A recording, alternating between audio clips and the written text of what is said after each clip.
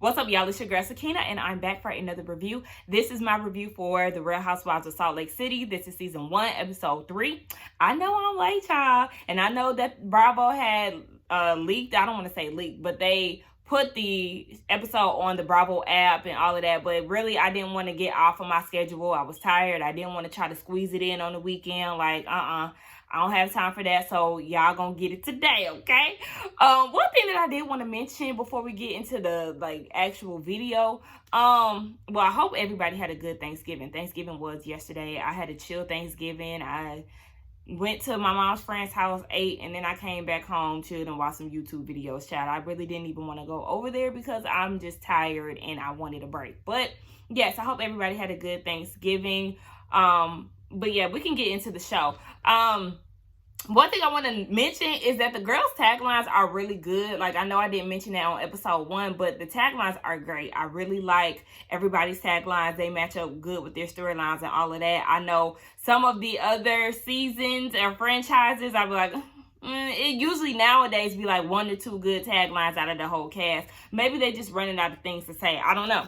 But anyway, we can get into this episode. Now, we start off with everybody doing their day-to-day business. One thing that stood out to me was Lisa. She was in a car with her son, and she was trying to get him to get to know the 10 commandments, I guess, of Mormonism. And he was like, okay, thou shalt not smoke. And then he said, thou shalt not watch porn. And I was like, honey, you ever been 7 years old? What do you know about porn? Like, no, sir. So then we also see that Whitney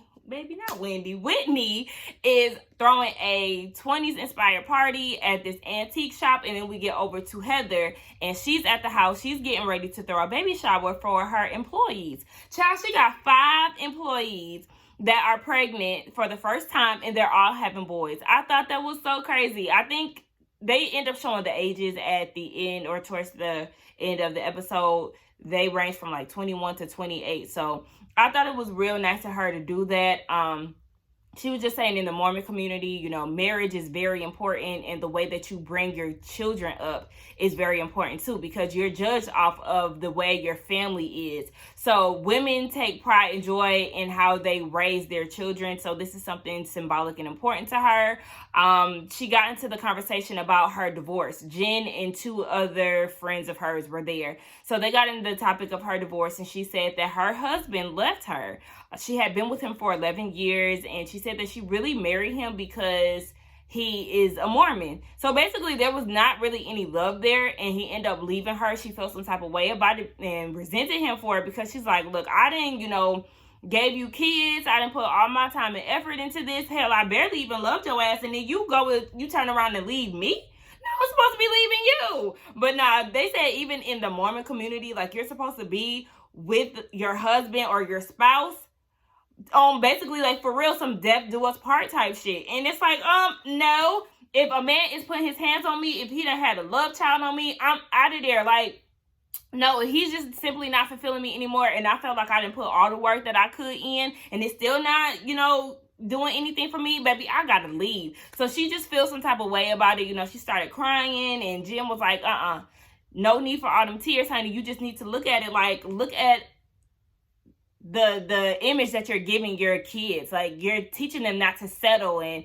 you don't really have to conform to everything in this Mormon community, because that's really what it is with her. I feel like she's beating herself up because of her religion, and it's really not how you should be. Like, for me, I'm gonna say for me, I consider myself a Christian. Am I like by the book? No. These days I'm more of a spiritual type person. Like, I just want to get connected with, like, my ancestors and just spirituality, take some things from the Christianity faith. But as far as like by the book, quoting Bible scriptures and all of that, no, I don't want to be stuck in a box of religion, and just more so I'm all about spirituality. Like, I just prefer that these days. And I mean, I wasn't raised like super duper Christian anyway. Like, we have faith, but we're not, Bible study every Wednesday, church every Sunday type of people around here. So, I just feel like live your life for you. Take certain things from your religion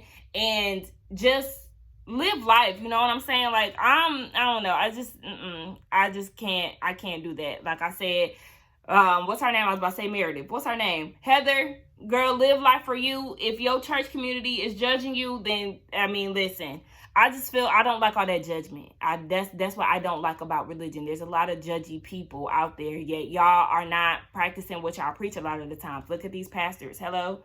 Hypocrites like hell. Now we see Meredith at the house. She's with her kids. Her daughter is 18 and she's in town from college, and she's with Brooks as well. Jen comes over and they're having a good time. She starts to tell them about how she's having this slumber party because she said that her and Meredith have similar lives as far as their husbands not really being around all the time. So, you know, when Jen's husband is not at the house, she goes and hangs with Meredith because they're always by themselves. Now, Jen is saying that she's having this slumber party and she wants to invite Meredith. They're going to be having a good time doing hot kicks. And her daughter was like, oh, what's hot kicks? And Jen was like, well, you know, I don't really want to show you right now because what I'm wearing, you know, I'm not able to do it. She had a skirt on. So then she goes on the couch. She's sitting on the couch and she holds her legs up like this and start doing like high kicks like that. And all of a sudden, Brooke started giving her these looks. Oh, that rhyme. But yeah, he started giving her these looks. And then in his confessional, he was just like, you know, she has her vagina in my face. And I'm just like, where? Like, you know, he just started being real judgy and real opinionated about what Jen was doing. And it just confused me because, I mean, it was not that serious. And no, she did not have her vagina in your face. So all that extra shit that you're giving the confessional, you can kill all of that, sir. Like, he was getting on my nerves. And he was saying he was surprised that his mom would have somebody like that around. And I'm just like, you can move along, okay? Like, you don't need to be in here anyway. Like, I just didn't understand that. I really just wanted to cuss him out. Like, just go away. Get away from me with this. All that extra judgy shit, sir. Bye, Brooks.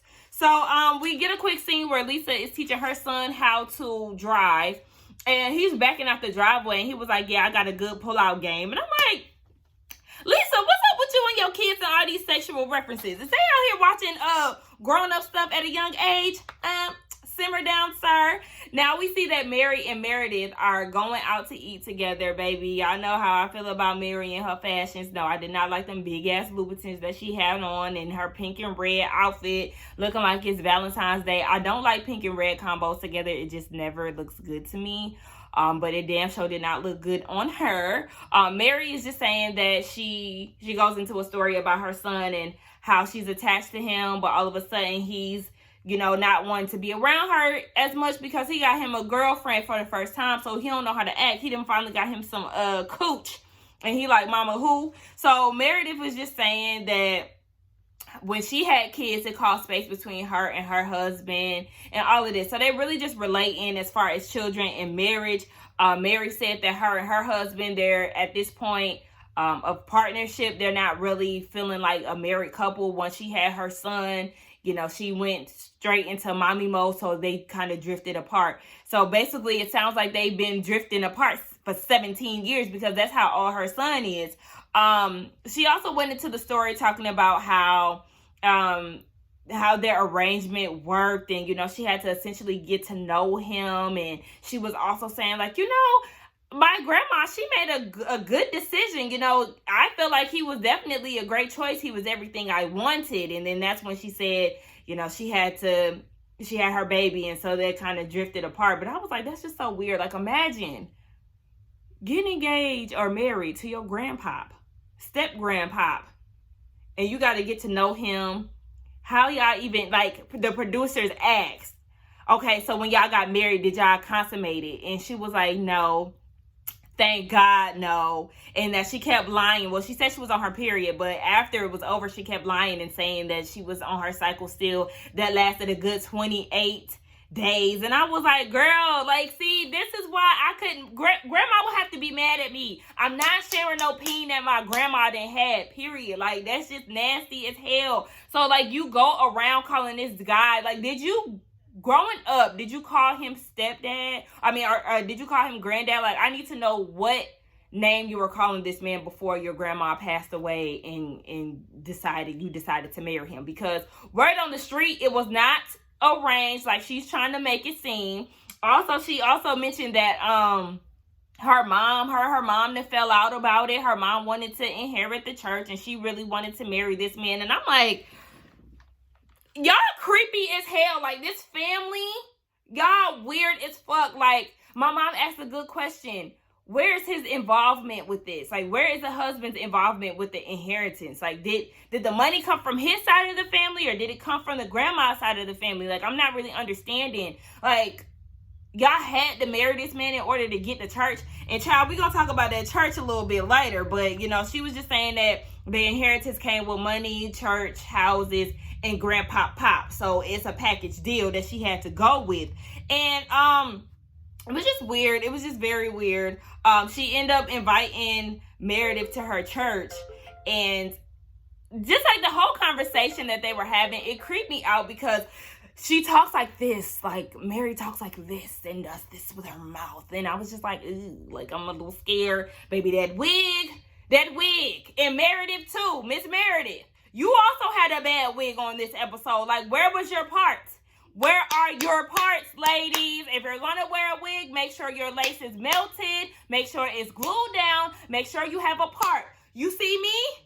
When I have this wig on, I always have a hat or a headband on because y'all not about to roast me, okay? I don't lay down wigs for a living. I don't lay down wigs for a hobby. That's not something that I'm good at. So y'all won't catch me slipping on some bullshit, okay? Because I always got a hat on to cover that damn wig up at the top, okay? Listen, y'all will not get me, okay? I only wear this wig, once again, like I said, I only wear wigs when I got some Meek Mill, some Lil Flips, some Travis Scott braids up under here, okay?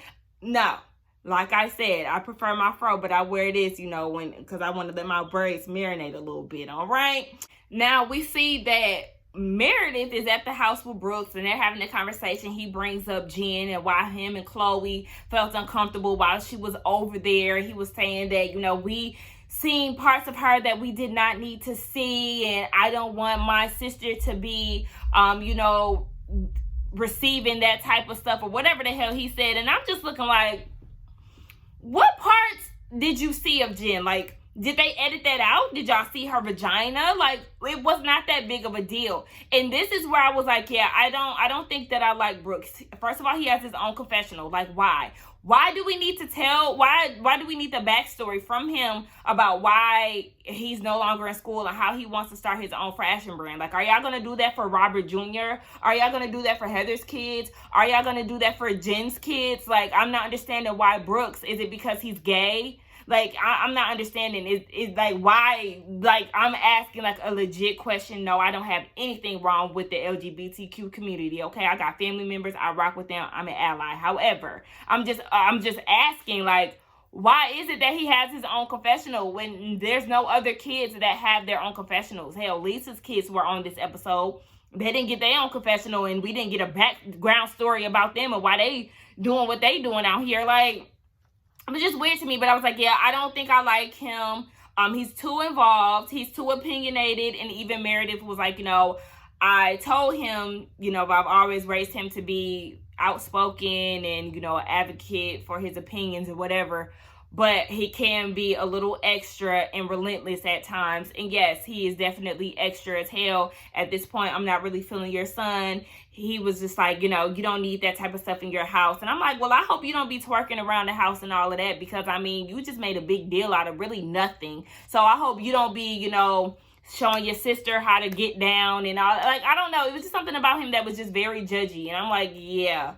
You better not be shaking your ass in your room since you got such a problem with whatever Jen was doing and she wasn't even doing much. Like, okay. Anyway, he also was like, yeah, I know you got this sleepover that you're supposed to do with her, but me and Chloe want to spend some time with you on her last day, so how you gonna handle that? Like, the way that he was talking, it was just like, ugh. Okay, so Meredith said she was gonna cancel plans to hang out with her kids. Now, we see that Mary is at the house and she's with Robert Sr., aka Grandpop Pop, and they're having a conversation. What threw me off was the fact that he kept calling her Miss Mary. Like, now this already your step granddaughter, and you calling her Miss Mary. Like, I didn't like that. They got into a conversation about their son Robert Jr., RJ, and they were saying, you know, he's not really doing well in school. He's too caught up with his girlfriend, so they want him to go to boarding school in LA. He got accepted to a particular school in LA, and she was like, yeah, I need him to go and finish these 2 years of school left with a strong finale so he can go to college. But bottom line, Mr. Robert Jr., he does not want to leave his girlfriend, so he's not here for going to school in LA. I also was thinking, like, Mary, now you want to pick the wrong time. Like, you picked the wrong time for him to leave. Like, his junior year, he already done developed relationships and all of that, and to start over again, that would just be weird. And I really didn't know what the ending was. Like, okay, so was the end result him going to boarding school? Because in her confessional, she was like, you know, he's gonna do whatever I tell him to do. But then it sounded like she gave him an option and he said no. So y'all let me know. I mean, is he going to boarding school or not? Because I really didn't understand that. Now we see that Whitney and her dad are going to Mary's church. Baby. Okay, I'm just gonna hop right into it. Mary, no ma'am, no ma'am, no ma'am, no ma'am. No, ma'am. Okay, listen. I'm not here for her churching. Her preaching skills. Like, girl, you're okay. Like, I just did not like it, y'all. I suffered from secondhand embarrassment this whole time. I'm just like, sis, like, no. All that yelling that she was doing, and she just, like, her words, her sermon or her segment just was not making me feel anything. I did like that gold mic, but I was just like, Meredith was like, you know, this is like a party when she first came in and was listening to the choir. Now, I would have loved to see what that choir was giving, okay? I like that it was majority black people in there. It was a little mixed. Y'all know, fun fact, just random shit that I do sometimes. I wanted to see where black people live at in Salt Lake City. So I hashtagged on Instagram Black Owned Business Utah. And it is you know, an area outside of Salt Lake City that, you know, has black people there. So that's probably where they live. I don't remember the name of the city, but that's probably where those black people live that goes to Mary's church. Now, yeah, she was just doing a lot, and I was just like, I'm uncomfortable, okay? I'm not feeling this. Would I go to her church? No, I would not. She went down to the altar and she started singing or yelling "Heal" at what's her name, Whitney's dad, and I mean he was feeling it, and the people, her congregation, was feeling it. Meredith was like, I'm just, you know, I'm Jewish, but I'm amazed at how well her congregation takes to her. And I was like, oh, I'm surprised, because this I suggest that Whitney's dad, yeah, just keep church hunting, okay? Because I was not feeling her sermon at all, and I wasn't feeling that wig.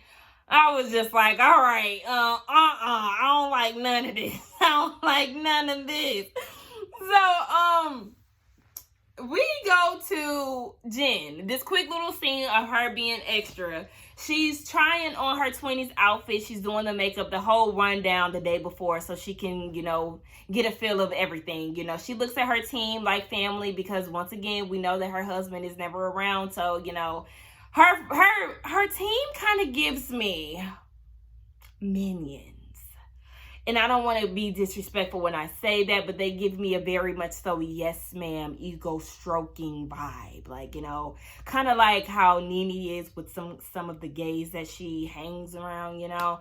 I get that feeling. But yeah, she was just saying that she's upset because Meredith canceled the slumber party, and she's in her feelings because she was like, you canceled for my daughter? Yes ma'am, she canceled for her daughter. You know why? Because that's her daughter. And you know what? If she didn't want to come, oh well, I'm sure she wasn't the only person that was invited to the slumber party. Get out your feelings, get over yourself. Yes, she's canceling for her daughter. Girl, I was like, I know you ain't upset because she's canceling for her daughter, her child. Okay, keep that same energy if somebody want, and see how you would like it if somebody got mad at you because you canceled for one of your sons. Like, girl, boo. Anyway, we get down to have this work shower, and everything looks really nice. Everybody is wearing white, and I think that it was very, very nice for her to throw the party for her workers. You know, it just gives like a sense of family, and I love little stuff like that. I would do some sweet shit like that. And then she gave this nice speech, and she was just saying that, you know, we're terrified because you're so young and pregnant, but just know that motherhood, you know, it's its own journey. Nobody is going to be perfect. And, you know, just do the best that you can, basically. And she said in her confessional that this has caused her to reevaluate what she's teaching her children. She said that she just wants her kids to believe in what they believe in, and she's going to be there for them no matter what. I applaud Heather for doing that and, you know, not really following the line of Mormonism. You know, she also did say that it's like 4 generations in her family that have been married, and, you know, she broke that cycle with her divorce and all of that. So I like the fact that she is being more open and not really following the guidelines of a strict Mormon. Like, you know, you have your faith, but listen, I pick what I want to pick from it, and I make up my own rules when it comes down to how I want to live. So shout out to Heather for doing that. Who was there? Jen was there and Whitney was there too. So then Jen gets in her feelings because she finds out that Meredith went to Mary's church with Whitney and her dad, and she was like, well, you know, I don't like that, because if I'm beefing with Meredith, if I'm beefing with Meredith needs to be on my team, or she needs to pick a side. And Heather and Whitney is like, we still talking about this hospital mess? Like, I thought we was over this. I'm like, thank you, Heather. I thought we was over this too. And Whitney in her confessional was saying, you know, she want me to pick sides, but honey, there ain't no side to choose. Hello, because it's not that big of a deal. Jen, you're really making something out of nothing. Like, I understand you're very sensitive about your aunt, but I mean, the whole, as of right now, like, I mean, present day, the stuff that Mary said in her confessional and Jen watching that, she should have that same energy right now. But as far as this show, she doesn't know that Mary said that. So it just seems like very extra. You know what I'm saying? So it's just like, okay, girl, it's not that deep. Okay, the girl just said that you smell like hospital. Like, can we just move on? If you don't like her, okay. But the fact that you're trying to get people on your side, it's like, girl, never is it that serious about no damn hospital smell. Like, girl. And she was just saying, Jen was saying, yeah, you know, this is a personal problem. So I have an issue with Meredith and the fact that she's hanging around Mary. Keyword, sis. Personal. That's your problem, not nobody else's. So you can go ahead and stop all of that. Now we get down to this 20s party event. It's at like a speakeasy type of place, and I mean, everybody pretty much is in theme. Mary looked a mess. She had on a beret. I was like, they wasn't wearing them back in the day, not that I was familiar with. So, you know, she was looking her typical mess. Side note, like, what's up with her in those gloves? Like, she's always wearing gloves. Like, is there something that you're trying to hide with your hands? Like, I don't understand that. Or maybe she thinks that that's a fashion statement. In our reality, sis, you look a damn mess. Meredith, baby, you were confused with the era, okay? We're supposed to be in the 20s, not the 70s. Girl, you missed the whole 5 years. Like, girl, what? Not 5 years, 5 eras. Don't cover me, y'all. And then we get Jen's outfit. Jen's outfit was just extra to me, like a gown. And then she had one of her assistants or one of her friends, like, you know, tailing behind her, trying to fix her gown. And it's just like, yeah, at this point, Jen, you're no longer like one of my favorites. And it's because you do the most. Like, there's some things that you do that I don't really like. Anyway, I felt like Heather looked good. I didn't get to see what Whitney's outfit looked like. And, no, I didn't, what's her name? Damn, all these new names. Lisa. I didn't get to see what she looked like, her outfit in its entirety. But, Whitney, she looked good or whatever. But bottom line, Mary is there and Jen sees her talking with Meredith and she is pressed. Okay, I said, girl, you need to get over this shit. This shit is so fucking stupid. And she was just saying that she feels some type of way about it. I'm like, girl, Meredith can talk to whoever the fuck she want to talk to. Girl, never is it that serious. Anyway, y'all, I end up giving y'all a good, we on 26 minutes. Okay, I mean, I feel like this episode really didn't give much, but I was just running my mouth for most of it. But anyway, yeah, y'all. Don't forget to like, comment, and subscribe. I will see y'all in the next one. I don't want to keep talking about these childish ass games and this petty shit. So Jen, yeah, you're bumped off of my favorites list. Whitney and Heather are at the top. I love Meredith too because she's real chill and real neutral. I just don't really know about that son of hers. He's no. Okay, anyway, y'all, I'm out of here. Bye.